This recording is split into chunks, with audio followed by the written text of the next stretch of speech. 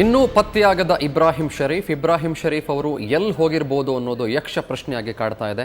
ಕರ್ನಾಟಕ ರಾಜ್ಯ ಸರ್ಕಾರ ಜೊತೆಗೆ ಒಡಿಶಾ ಸರ್ಕಾರ ಕೂಡ ಇದರ ಬಗ್ಗೆ ಕ್ವಿಕ್ ಆಗಿ ಒಂದು ಸ್ಪೆಷಲ್ ಫೋರ್ಸನ್ನು ಏನಾದರೂ ತಗೊಳ್ಬೇಕು ಅನ್ನೋದು ನಮ್ಮ ಆಶಯ ಕೂಡ ಹೌದು. ಇದೀಗ ಇಬ್ರಾಹಿಂ ಶರೀಫ್ ಅವರ ತಂದೆ ಮತ್ತು ಸಂಬಂಧಿಕರು ನಮ್ಮ ಸ್ಟುಡಿಯೋದಲ್ಲಿ ನಮ್ಮ ಜೊತೆಗೆ ಮಾತನಾಡ್ತಾ ಇದ್ದಾರೆ. ಇದೀಗ ಒಡಿಶಾದಿಂದ ಇಬ್ರಾಹಿಂ ಶರೀಫ್ ಅವರ ವೈಫ್, ಅವರ ಹೆಂಡತಿ ಸಲ್ಮಾ ನಮ್ಮನ್ನು ಜಾಯ್ನ್ ಆಗಿದ್ದಾರೆ. ಅಮ್ಮ ನಮಸ್ತೆ. ಸಲ್ಮಾಜಿ. ಗಿಡ್ಡು ಸಾಬ್, ಸಲ್ಮಾ ಇದ್ದಾರೆ, ಮಾತನಾಡಿ ನೀವು. सलमा हाँ हाँ क्या मैं कैसे है हाँ अच्छी हो देखिए क्या तो मालूम है क्या मैं भैया शरीफ नहीं क्या भी नहीं मालूम क्या भी नहीं मालूम नहीं कुछ भी नहीं मालूम देखो भैया उन गए थे क्या ऑफिस को जाकर बात कर बोले थे हाँ सभी इंक्वायरी तो चल रही है ना, मगर कुछ भी मालूम नहीं हो रहा. देखो कुछ भी क्लू नहीं मिल रहा है. कुछ भी क्लू नहीं है. नहीं ಅಲ್ಲಿರೋ ಸರ್ಕಾರದವ್ರು ಏನು ಹೇಳಿದ್ರು ಅಂತ ಕೇಳ್ಬೋದಾ? अभी वहाँ का गवर्नमेंट भी क्या तब ये करे क्या? हाँ यहाँ के गवर्नमेंट तो बोल रहे कि ढूंढ करको बोल रहे, कोशिश कर रहे हैं, हमें बहुत फोर्सली ये कर रहे करको, मगर एक क्लू भी नहीं मिला अभी तक. कुछ भी नहीं मिला. अच्छा ಮಾತಾಡಿ ಗಿಡ್ಡು ಸಾಬ್ ಸಲ್ಮಾ ಹತ್ರ, ಯಾಕಂದ್ರೆ ಸಾಕಷ್ಟು ದುಃಖತಪ್ತರಾಗಿದ್ದಾರೆ. सलमा तो हिम्मत से रहो माँ, हिम्मत ले. क्या तुम्हारे अम्मा को भी बोलो हिम्मत से रहो, हाँ नानी को बोलो हिम्मत से रहो. आता शरीफ कहाँ भी जाता नहीं, ज़रा हिम्मत से रहो. क्या माँ कोशिश करो, अल्लाह के दुआ पढ़ो, अल्लाह से दुआ मांगो. क्या माँ दुआ मांगो, अल्लाह से दुआ मांगो. अब कुछ भी नहीं कर सकते, हमें दुआ कर सकते उसे जल्दी से जल्दी हमने वापस आने को. हाँ क्या माँ ಗಿಡ್ಡು ಸಾಬ್, ನಿಮ್ಮ ಹೆಂಡತಿ ಹೇಗಿದ್ದಾರೆ ಅಂತ ಕೇಳ್ಬೋದು ಅವ್ರನ್ನ? ನಿಮ್ಮ ಹೆಂಡತಿ ಒಡಿಶಾದಲ್ಲಿದ್ದಾರೆ ಸಲ್ಮಾ ಅವ್ರ ಜೊತೆಗೆ, ಹೇಗಿದ್ದಾರೆ ಕೇಳ್ಬೋದು ಅವ್ರನ್ನ? हाँ सलमा हाँ बोलो. नानी बोल दे मुझे जरा कैसा है बात? नानी शायद बात करते कि नहीं की नहीं. क्या होगा? उनको जरा उन्होंने बहुत परेशान है ना उन्होंने, जरा फोटोज वगैरह देख ले तो बहुत ज्यादा रो रहे उन्होंने, इसीलिए कैसा कुछ बराबर ಅಲ್ಲಿ she's weeping by seeing photo ನೋಡಿದ್ರೆ ಅವರಿಗೆ ದುಃಖ ಆಗುತ್ತೆ ಸರ್. ಅವ್ರು ಶರೀಫ್ ಫೋಟೋ ಅದಕ್ಕೆ ಮಾತಾಡೋ ಪರಿಸ್ಥಿತಿ ಇಲ್ಲ ಅಷ್ಟು ಇದೆ. ಓಕೆ ಅಲ್ಲಿ ಗಿಡ್ಡು ಸಾಬ್, ಅಲ್ಲಿ ಇಬ್ರಾಹಿಂ ಶರೀಫ್ ಅವರ ಪತ್ತೆಗೋಸ್ಕರ ಈಗ ಸರ್ಕಾರ ಏನು ಡ್ರೈವ್ ಮಾಡ್ತಿದೆ, ಏನು ಕ್ರಮ ತಗೊಳ್ತಾ ಇದೆ ಅಂತ, ಅವ್ರಿಗೆ ಏನು ಭರವಸೆ ಕೊಟ್ಟಿದೆ ಅಂತ ಕೇಳ್ಬೋದಾ ನೀವು ಅವ್ರನ್ನ? ಅದೇ ಸಲ್ಮಾ ಅವ್ರನ್ನ ಕೇಳ್ಬೋದಾ ನೀವು? सलमा हाँ बोलो ना. वहाँ का गवर्नमेंट क्या तभी कोशिश कर रहा है क्या शरीफ को तलाश करने के लिए? ಯಾವ ಥರ हाँ तो फोन वगैरह ट्रेस कर रहे हैं ना उनका, और ट्रेस करके जहाँ पे लोकेशन वगैरह गए थे वहाँ पे भी स्पेशल फोर्स टास्क गए थे, मगर वहाँ पे भी कुछ मालूम नहीं हुआ करके बोल रहे हैं उन्होंने. फिर भी इंक्वायरी तो चालू है. देखो उनका कुछ ಯಾರಾದರೂ ಇನ್ಸ್ಪೆಕ್ಟರ್ ಏನಾದರೂ ಬಂದಿದ್ರಂತ? इंस्पेक्टर कौन थे आए थे क्या माँ? हाँ कंटिन्यू आ रहे, कमिश्नर तक भी आ गए. कमिश्नर भी आए, इंस्पेक्टर भी आए. ಏನು ಹೇಳ್ತಾರಂತ? क्या बोले उन्होंने? हाँ ढूंढेंगे करके बोल रहे. देखो ढूंढने गए को? हाँ स्पेशल फोर्स टीम लगी हुई है, जल्दी से जल्दी ट्रैक करते करके बोल रहे. ಈಗ IBM Indian bureau of minings officer, ಯಾಕಂದರೆ ಅಲ್ಲಿ ಕೆಲಸ ಮಾಡ್ತಾ ಇದ್ದಂಥವರು ಇಬ್ರಾಹಿಂ ಶರೀಫ್ ಅವರು, ಅವರೇನಾದರೂ ಇದಕ್ಕೆ ಸಹಕಾರ ಕೊಡ್ತಿದ್ದಾರಂತ? क्या माँ उन्होंने IBM वाले कौन थे आए थे क्या? हाँ IBM वाले पूरा सपोर्ट कर रहे हैं ना, सपोर्ट कर रहे हैं. हाँ सपोर्ट कर रहे हैं. हायर अथॉरिटी तक भी आए थे क्या घर को? हाँ सब लोग आए थे. आपको बात करे की क्या बोले उन्होंने भी बोल रहे नहीं, हमें जरा ये लेंगे सीरियसली. कई को तो हमारा एक मेंबर ऑफिस मेंबर ये हो गया है, उनको ढूंढना करके बोल रहे थे. ढूंढना कर बोल रहे. ಇವ್ರ ಹತ್ರ ಯಾವಾಗ ಲಾಸ್ಟ್ ಸಂಪರ್ಕದಲ್ಲಿ ಇದ್ದಿದ್ದು ಇಬ್ರಾಹಿಂ ಶರೀಫ್ ಅವರು ಸಲ್ಮಾ ಹತ್ರ? 25th ಇದು ಹೋಗೋ ಡ್ಯೂಟಿಗೆ ಹೋಗೋಕಂತ ಮಾತಾಡಿ ಹೋಗಿದ್ದಾರೆ. ಓಕೆ, ಕೇಳ್ಬೋದಾ ಏನು ಮಾತನಾಡಿದ್ರು? सलमा हाँ ना बोलो. ड्यूटी जाते इस टाइम क्या तब बोला क्या उन्हें? नहीं क्या भी नहीं बोले. सुबह में ड्यूटी जा रहे थे, टिफिन करके गए, बोले दोपहर में आऊंगा मैं खाने के लिए. इतना पता है नॉर्मली गए. हाँ अभी दूसरा क्या भी बोला नहीं? क्या भी नहीं बोले. नहीं क्या तब गलत ये होता वो होता कुछ तो बोला क्या? क्या भी कुछ नहीं बोले. कुछ नहीं बोले. जैसे ऑफिस को जा रहे थे वैसे ही गए.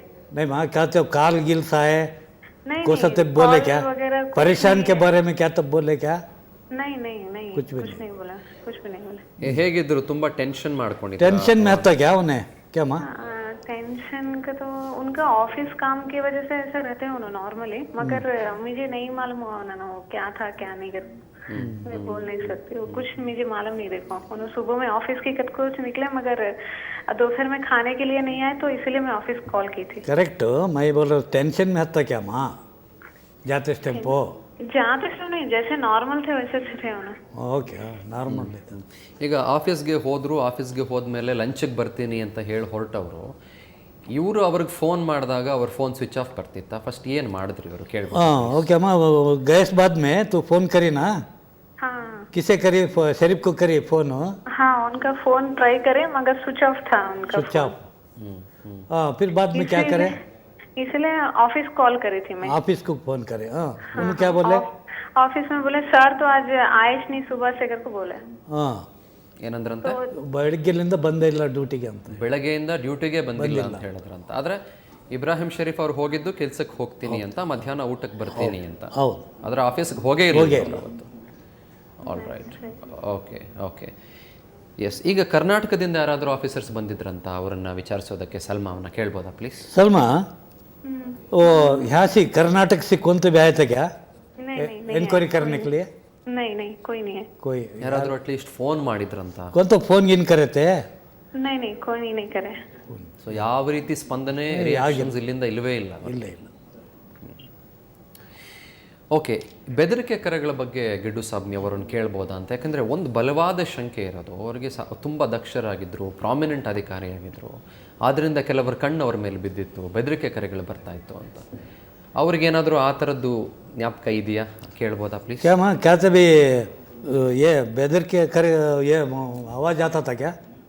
नहीं ऐसा क्या भी नहीं, ऐसा क्या भी नहीं था। नहीं माँ ये कॉल्स नहीं वैसे कॉल्स कभी नहीं आए। कोई सा भी कॉल्स क्या तो आया था क्या? नहीं आए। डराने को उनको? नहीं एक्चुअली मुझे तो उसके बारे में मालूम नहीं ना, घर में तो कभी नहीं आया, ऐसा कभी नहीं हुआ। ಹೇಗಿರ್ತಿದ್ರು ಇಬ್ರಾಹಿಂ ಶರೀಫ್ ಅವರು ಅಂತ? ಅಂದರೆ ಮನೇಲಿ ತುಂಬ ಆರಾಮಾಗಿರ್ತಿದ್ರ, ಟೆನ್ಷನ್ ಮಾಡ್ಕೊಂಡಿರ್ತಿದ್ರ? घर में क्या माँ नॉर्मल रहते थे ना, ऐसे नॉर्मल लोग रहते थे क्या भी टेंशन क्या भी नहीं? नहीं हाँ नहीं ना आराम रहता था, अच्छा बात करता था, आराम से नॉर्मल रहते थे, ऐसे कुछ प्रॉब्लम। जाकर ड्यूटी जाकर आतम कर बोलता था कि हाँ ड्यूटी जाको दोपहर में खाने के लिए उन्होंने कभी भी आते थे ना, इस मंडेस नहीं है। ಈಗ 18 ದಿನ ಆಯಿತು ಗಿಡ್ಡು ಸಾಬ್, ಹೇಗಿದ್ದಾರೆ? ಸಲ್ಮಾ ಹೇಗಿದ್ದಾರಂತೆ? ಗೊತ್ತು ಕಷ್ಟ ಆಗುತ್ತೆ, ಕೇಳ್ಬೋದಾ ಪ್ಲೀಸ್ ಅವ್ರನ್ನ? ಅವ್ರ ಮಾತಿಂದ कैसा माँ अब 18 वर्ष से तू कैसा तबीयत कैसा है तेरा? क्या बोलना ना, उनका कुछ पता नहीं चल रहा ना, प्रॉब्लम वो चल रहा, देखो कुछ भी क्लू नहीं मिल रहा है। नहीं तेरा तबीयत माँ ये क्या बोले, परेशान ठीक है। ಏನಾದರೂ ಪರ್ಸ್ನಲ್ ಪ್ರಾಬ್ಲಮ್ಸ್ ಏನಾದರೂ ಇತ್ತಾ ಇಬ್ರಾಹಿಂ ಶರೀಫ್ ಅವರಿಗೆ? क्या तब नहीं माँ झगड़ा गिगड़ा कर रहा था क्या तुम्हारे साथ से? हाँ नहीं वो ना बात करने की पोजीशन में नहीं है और रो रहे हो ना। हाँ ರೈಟ್, ಓಕೆ. ಇದು ಸಲ್ಮಾ ಅವರ ದುಃಖದ ನೋವಿನ ಮಾತುಗಳು. ಅವರ ಮಾತುಗಳನ್ನು ಸಮರೈಸ್ ಮಾಡಿ ನಾನು ನಿಮಗೆ ಹೇಳಿಬಿಡ್ತೀನಿ. ಅವರು ಉರ್ದುನಲ್ಲಿ ಮಾತನಾಡ್ತಾ ಇದ್ರು. ಗಿಡ್ಡು ಸಾಬ್ ಅವರು ಕೇಳ್ತಾ ಇದ್ರು ಏನಾಗಿದೆ, ಏನಾಗಿರ್ಬೋದು, ಅದ್ರ ಬಗ್ಗೆ ಏನಾದರೂ ಮಾಹಿತಿ ಇದೆಯಾ ಅಂತ. ಸಲ್ಮಾ ಹೇಳ್ತಾ ಇದ್ರು 18 ದಿನ ಆಯಿತು. ಅವರ ಅತ್ತೆ ಅಂದರೆ ಗಿಡ್ಡು ಸಾಬ್ ಅವರ ಹೆಂಡತಿ ಏನಿದ್ದಾರೆ ಪಾಪ, ಅವರು ಫೋಟೋ ನೋಡಿದ್ರೆ ಸಾಕು ಅಳ್ತಿದ್ದಾರೆ, ಮಾತಾಡೋಕ್ಕೆ ಕೂಡ ಅವರಿಂದ ಸಾಧ್ಯವಾಗ್ತಿಲ್ಲ, ತುಂಬ ಡಿಪ್ರೆಸ್ಡ್ ಸ್ಟೇಜ್ಗೆ ಹೊರಟೋಗಿದ್ದಾರೆ ಅಂತ ಹೇಳ್ತಿದ್ರು.